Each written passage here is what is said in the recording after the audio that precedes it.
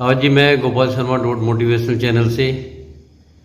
और मुझे पता लगा कि आप एक्सपर्ट हैं अर्बन प्लानिंग डेवलपमेंट एक्ट के अंदर, विशेष रूप से नक्शे कैसे पास किए जाते हैं। हम चाहेंगे कि आप हमारे दर्शकों को कुछ नक्शा पास करने के लिए बताएंगे। क्या आसान तरीका है, कैसे हम लोग नक्शा पास करते हैं विकास प्राधिकरण के अंदर। तो इसी कड़ी में मैं आपका स्वागत करता हूं और आशा है आप हमें मार्गदर्शन देंगे कि मानचित्र कैसे स्वीकृत होना चाहिए, क्या क्या करना चाहिए। रावत जी, आपका शुभ नाम तो एस रावत है। बहुत सुंदर नाम है आपका, शांति सिंह रावत जी। रावत जी, बात चल रही थी मैप की। मैप कैसे स्वीकृत होना चाहिए। एक मकान बनाने से पहले अगर हम भूखंड खरीदते हैं, ज़मीन की ज़रूरत होती है, तो उसके लिए हमें क्या सावधानियां बरतनी चाहिए। भूखंड लेने से पहले एक तो आपको तहसील से कंफर्म करना पड़ेगा कि ये जो है कोई नदी नाला या वो क्या नाम जोहड़ कोई राज की संपत्ति तो नहीं है। तहसील से पूरा करके उसका स्वामित्व तो चेक करके उसके बाद आपको प्राधिकरण से भी पता करना होगा कि उसका भू उपयोग आवास से है अथवा नहीं। अगर आवास बनाना है तो उसका भू उपयोग आवास होना चाहिए, कहीं ये तो नहीं कोई एग्रीकल्चर भू उपयोग में। एग्रीकल्चर होगा तो आपका मानचित्र जो है स्वीकृत कर पाना संभव नहीं। यानी कि आपका कहने का मतलब है कि जिस क्षेत्र की महायोजना लागू है, जिस भी विकास प्राधिकरण में, आप उसके अकॉर्डिंग उसको चेक करते हैं महायोजना भूपयोग क्या है। अच्छा, ये तो बहुत अच्छी बात है। मतलब अभी ज़्यादातर लोगों को पता नहीं है इस बारे में कि कोई ज़मीन खरीदने से पहले, जब हम मकान बनाएंगे उसके बाद में, कि हमें ये चेक करना चाहिए या नहीं करना चाहिए। सोचते हैं कि सस्ती ज़मीन मिल रही है और ख़रीद लेते हैं वो लोग। बिजली की लाइन नहीं होनी चाहिए, हाई टेंशन लाइन नहीं होनी चाहिए। अच्छा, नदी या नाला लगता हुआ नहीं होना चाहिए उससे, क्योंकि फिर आपको सड़क उतना छोड़ना पड़ेगा। अच्छा, अगर ऐसा कोई गलती कर जाता है, ज़मीन खरीद लेता है और हमारे प्राधिकरण में नक्शा पास कराने के लिए आता है, तो उसका क्या उपाय है आपके पास। उसका तो अगर एग्रीकल्चर है आसपास, अगर बंदोबस्ती आबादी है, हम उसमें बंदोबस्ती आबाद प्रमाण पत्र मांगते हैं तहसील से। अच्छा, अगर तहसील से प्रमाण पत्र मिल जाता है तो उसके आधार पर हम कर सकते हैं। अच्छा, अगर बंदोबस्ती है और एकदम अगर कृषि भूमि में है तो नक्शा पास करना चाहिए। क्या व्यवस्था है विकास प्राधिकरणों की उत्तराखंड के अंदर। वैसे तो यूपी अलग है, दिल्ली का अलग है, बेंगलोर का अलग है, सब जगह अलग अलग प्राधिकरण बने हुए हैं। लेकिन हमारे उत्तराखंड में जो विकास प्राधिकरण हैं, उनमें एक आवासीय भवन मानचित्र स्वीकृत कराने के लिए क्या प्रक्रिया है और क्या क्या, मतलब हम लोग दस्तावेज दाखिल करने चाहिए। ऑनलाइन की क्या प्रक्रिया है, थोड़ा सा संक्षिप्त रूप में आप हमारे दर्शकों को बताइएगा। पहले तो ऑफलाइन होती थी जी, पत्रावली हार्ड कॉपी में आती थी, नक्शा आता था 4 कॉपी में और शेड लीड आती थी, खतौनी आती थी और एनओसी अगर किसी डिपार्टमेंट की आवश्यकता हुई तो वो जमा करते थे, फाइल जमा होती थी हर टेट में नक्शा बनाने में। लेकिन वर्तमान में शासन द्वारा जो है नई व्यवस्था लागू की गई है, उसमें ऑनलाइन व्यवस्था है। उसमें ऑनलाइन आपको जो है अपलोड करनी होगी, उसमें नक्शे की कॉपी और शेड लीड की कॉपी और खतौनी, स्वामित्व तो ये हो गया। और उसके बाद आपको जो है एनओसी किसी डिपार्टमेंट की अगर आवश्यक है, आसपास बना इरिगेशन की लाइन आपकी प्लॉट से लगती है या पीडब्ल्यूडी की लाइन लगती है या कोई जो है हाई टेंशन लाइन जा रही है उसके नज़दीक, तो तत्संबंधी विभाग। हम बात कर रहे हैं शांति सिंह रावत जी से, जो असिस्टेंट इंजीनियर है उत्तराखंड गवर्नमेंट में किसी प्राधिकरण के अंदर हैं और एक्सपर्ट हैं। तो वो हमको बता रहे हैं कि मानचित्र स्वीकृत करने के लिए हमको क्या क्या डॉक्यूमेंट्स की ज़रूरत पड़ती है और क्या क्या प्रक्रिया अपनाई जाती है। तो दोस्तों, हमारे एस रावत जी आपको बताएंगे कि एक मैप पास कराने के लिए क्या क्या डॉक्यूमेंट लगाए जाते हैं। चलिए उनके पास, उनसे पूछते हैं, चलते हैं उनके पास।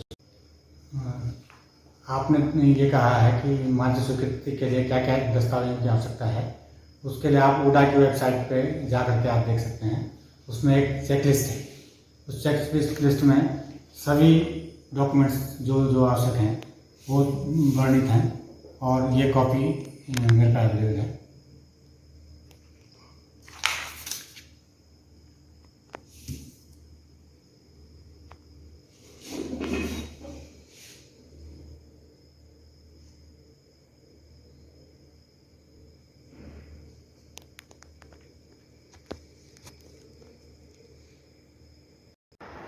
रावत जी, आप हमें बताएंगे कि रेजिडेंशियल मैप के लिए जो आपने डॉक्यूमेंट्स बताए थे, कौन कौन से डॉक्यूमेंट्स हमें कैसे लगाने हैं, और ये सूची जो है डॉक्यूमेंट्स की, क्या सभी आर्किटेक्ट के पास है, और कहाँ से ये एथोराइज लिस्ट है जो बहुत ज़रूरी है। अगर हम ऐसे कोई डॉक्यूमेंट्स हैं हमारे पास नहीं है, नहीं लगाते हैं लिस्ट के अकॉर्डिंग, तो क्या उसके बिना हमारा मैप सेंक्शन नहीं हो सकता किसी बेस पर या एफिडेविट के बेस पर, अंडरटेकिंग के आधार पर? कुछ मार्गदर्शन कीजिए हमारे दर्शकों के लिए। मानसिक स्वीकृति के लिए आपको भूस्वामित्व संबंधी अपने डॉक्यूमेंट जमा करने होंगे, जिसमें विक्रय पत्र की प्रति, अद्यवधिक नकल खतौनी और नगर नियम का असेसमेंट। और प्राधिकरण की वेबसाइट पे जो है जो डॉक्यूमेंट्स की आवश्यकता है उसकी चेकलिस्ट है, उसको आप डाउनलोड कर सकते हैं। ये मेरे पास भी अवेलेबल है। ठीक है, ये हम तो अपने दर्शकों को लिस्ट दिखा देंगे। और कोई मतलब ये कहाँ से मतलब ये एथोराइज है लिस्ट? ये उडा की वो वेबसाइट पे है।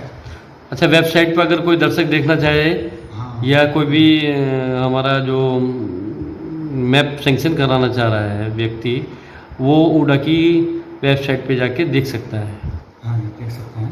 वेबसाइट पे अवेलेबल है सब चीज़ें, जो जो रिक्वायरमेंट्स हैं मैप अप्रूवल की, वो सब अवेलेबल है। बहुत अच्छी बात है ये तो। और सेवा के अधिकार अधिनियम में भवन मानचित्र कितने दिन में स्वीकृत हो जाता है? सेवा का अधिकार अधिनियम 2011 में आवासीय भवन मानचित्र के लिए 15 दिन की अवधि निर्धारित है। अगर मानचित्र में समस्त औपचारिकताएं पूर्ण हैं और कोई आपत्ति, टेक्निकल आपत्ति या कोई डॉक्यूमेंट्री कोई वो नहीं है, कमी नहीं है, तो 15 दिन के अंदर आपका नक्शा स्वीकृत किया जा सकता है। किंतु यदि उसमें आपत्तियाँ हैं तो फिर वो जो है उसके पार्ट पे फॉल्ट माना जाएगा पार्टी के, तो उसको दूर करा करके उसके बाद एक्स्ट्रा टाइम उस पर लगता है। राव जी, दूसरा सवाल मेरा एक बहुत इम्पोर्टेंट ये है, अब जो प्रक्रिया हो गई है ऑनलाइन की हो गई है, हर चीज़ में ऑनलाइन की प्रक्रिया हो गई है, और सब लोगों को नहीं पता ऑनलाइन मैप सेंक्शन हो सकते हैं या मैप दाखिल होते हैं। तो ऑनलाइन प्रक्रिया क्या है? किसी लेमैन को नक्शा पास कराना है तो ऑनलाइन के लिए सबसे पहले उसे क्या क्या करना होगा? मैप सेंक्शन कराने के लिए किसके पास जाना होगा जो पूरे डॉक्यूमेंट अपने सबमिट कर सके, मैप दाखिल कर सके अपने, किसके पास जाना होगा?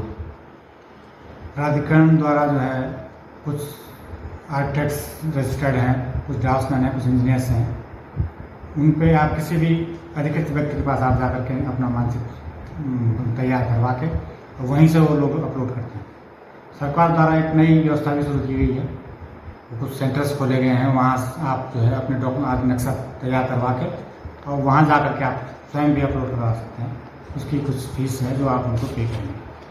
अच्छा, और मानचित्र स्वीकृति कराने के लिए अगर मान लीजिए कोई पुराना भवन बना हुआ है किसी का, बहुत विरासत में मिला हुआ है, और एक मंजिल बना हुआ है, वो चाहता है कि मैं दूसरा फ्लोर बनाना चाहता हूँ, उसका दूसरी मंजिल बनाना चाहता हूँ, तो उसके लिए क्या करना होगा? पहला जो बना हुआ है निर्माण, उसको कैसे शो किया जाएगा?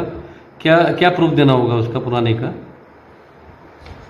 पुराने के प्रूफ में आपको स्वीकृत मानचित्र देना पड़ेगा, उसका भूतल का जो स्वीकृत मानचित्र है। अगर प्राधिकरण गठन से पहले का अगर भवन है तो आपको नगर नियम का असेसमेंट, मतलब आपका कहने का मतलब है जहाँ भी प्राधिकरण है। हाँ, जैसे हरिद्वार में 1986 में प्राधिकरण बना। अच्छा। और आपका भवन अगर 80 का है या 70s का है तो आपको नगर नियम का असेसमेंट देना होगा, वो आपके नाम से होगा या आपके एंसेस्टर के नाम से होगा। तो वो उसके आधार पर हम भूतल को एग्जिस्टिंग मानते हुए आपका प्रस्तावित निर्माण जो है स्वीकृत करते हैं। अच्छा, तो आवासीय में भवन के लिए न्यूनतम कितना क्षेत्रफल चाहिए भूमि का?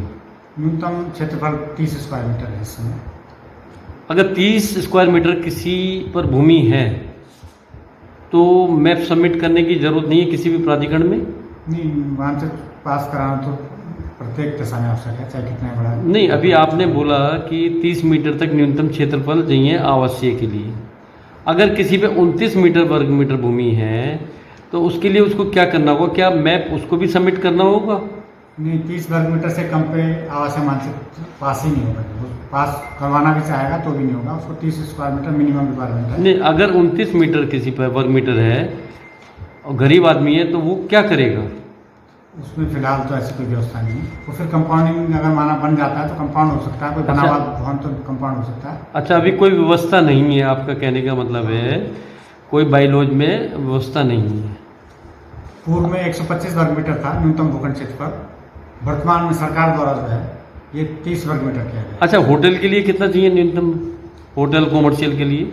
होटल के लिए अलग अलग जगह, पहाड़ों में अलग है, यहाँ अलग है। प्लेन में कितना चाहिए? प्लेन में तो 1000 वर्ग मीटर चाहिए। 1000 वर्ग मीटर होटल बनाने के लिए चाहिए। और गेस्ट हाउस के लिए? गेस्ट हाउस के लिए 750 वर्ग मीटर। अच्छा, तो आज तो हम बात कर रहे हैं आवासीय रेजिडेंशियल मैप के लिए। दूसरे एपिसोड में हम बात करेंगे कॉमर्शियल मैप के बारे में। अभी मेरा एक सवाल है कि एक आवासीय मानचित्र स्वीकृति के लिए किन किन विभागों की अनापत्ति जरूरी है? एक बार और बता दीजिए, खुलकर बता दीजिए, ताकि सबको पता लगे कि मानचित्र स्वीकृत कराने से पहले इन विभागों की अनापत्ति की जरूरत होती है। अगर गंगा जी जैसे है, गंगा जी का एनजीटी ने रूल बना रखा है कि 200 मीटर तक कोई मानचित्र पास नहीं होगा। 200 मीटर के बाद जो है रेगुलेटरी जोन है, तो उसमें इरिगेशन की एनओसी चाहिए। और अगर नगर निगम की ज़मीन कहीं लगती है या सरकारी ज़मीन लगती है तो संबंधित विभाग की एनओसी चाहिए। और कोई पीडब्ल्यूडी रोड लगती है या राष्ट्रीय राजमार्ग लगता है तो संबंधित विभाग की एनओसी चाहिए।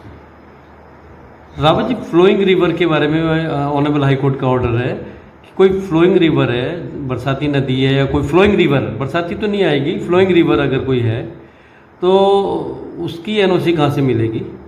वो इरिगेशन डिपार्टमेंट देगा, क्योंकि जो भी नदियां हैं या नाले हैं उसके फ्लड जोनिंग के लिए वही अधिकृत है।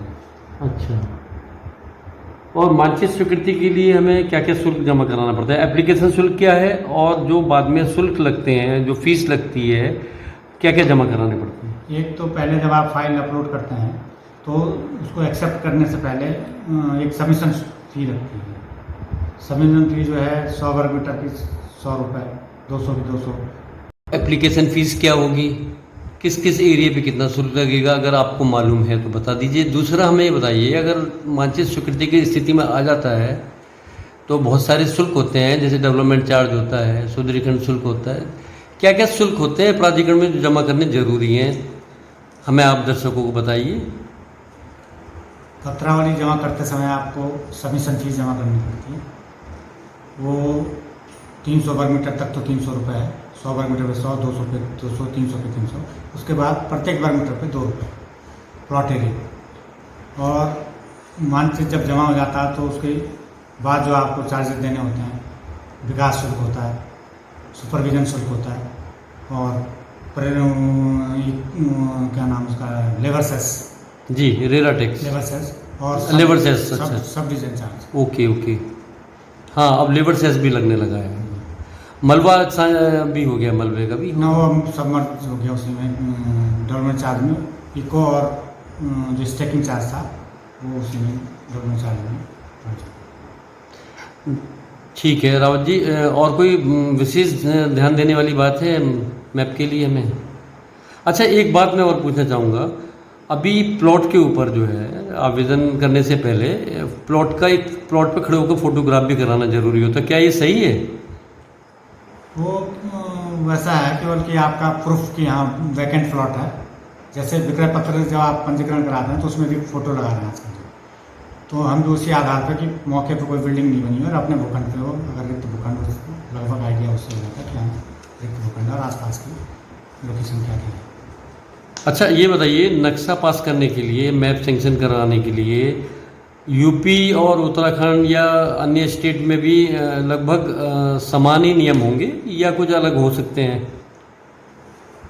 लगभग समान सारे नियम जो हैं एनबीसी पे बेस्ड हैं। फिर भी अलग अलग स्थानों पे जो है सेटबैक्स में भिन्नता हो सकती है।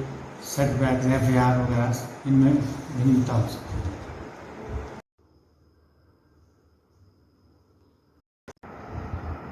हम बात कर रहे थे शांति सिंह रावत जी से, जो असिस्टेंट इंजीनियर हैं।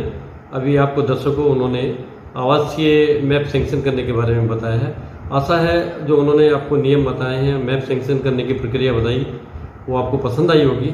अगर आपको हमारी वीडियो पसंद आती है तो हमारी वीडियो को लाइक कीजिए, शेयर कीजिए और कमेंट कीजिएगा और हमारे चैनल को सब्सक्राइब कीजिएगा। दोस्तों, अगली बार हम कॉमर्शियल मैप के लिए जानकारी देंगे। तब तक के लिए मैं नमस्कार, इजाज़त दीजिएगा।